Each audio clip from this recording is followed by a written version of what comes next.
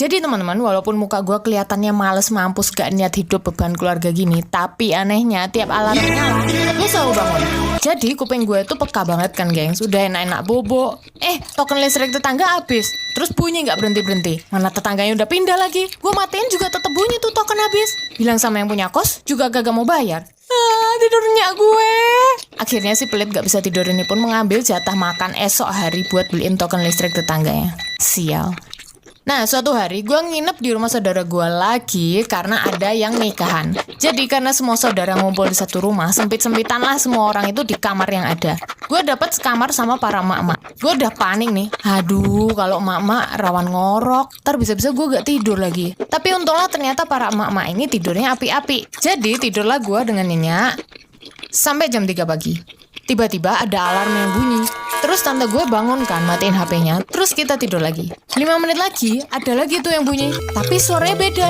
Oh, canggih banget tante gue bisa ngerti ganti-ganti suara alarm, pikir gue. Tapi entah gimana, tuh alarm bunyi terus tiap berapa menit walaupun udah dimatiin juga sama gue dan tante gue. Dan suaranya itu beda-beda semua. Akhirnya sambil setengah sadar, gue cek lagi. Ternyata itu bukan suara alarm bro. Tapi tante gue ngeplay lagu. Jadi tante gue tuh gak tahu cara matiin alarmnya. Dia pencet-pencet sembarangan HP-nya, terus kepencet lah musik player itu. Makanya tiap saat bunyi tuh HP. Mana HP-nya dikunci, jadi gue kagak bisa matiin lagunya. Aduh ma, aku mau tidur. Oke, kalau gitu sekarang di jam 3:30 pagi gue punya misi buat matiin alarm tante tanpa kelihatan gue yang minta dia matiin alarmnya. Ya iya dong, gue kan nebeng.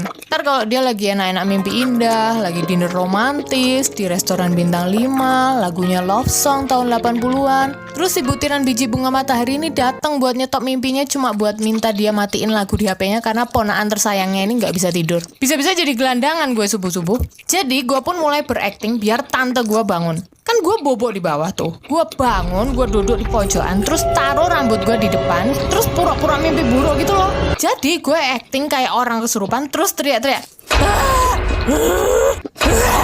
Pagi-pagi jam 3:30 subuh, bayangin ya itu tante gue apa gak ketakutan lihat ponaannya kayak gitu. Ya ampun tante, maafkan aku.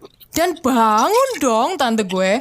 Terus dengan wajah super ketakutan gitu, dia senggol-senggol bahu gue. Abis itu gue pura-pura sadar, terus pura-pura lanjut bobok dengan nyenyak. Dan tante gue yang masih bingung akhirnya sadar kalau HP-nya berisik. Terus dia matiin tuh lagu dari HP-nya. Mission accomplished.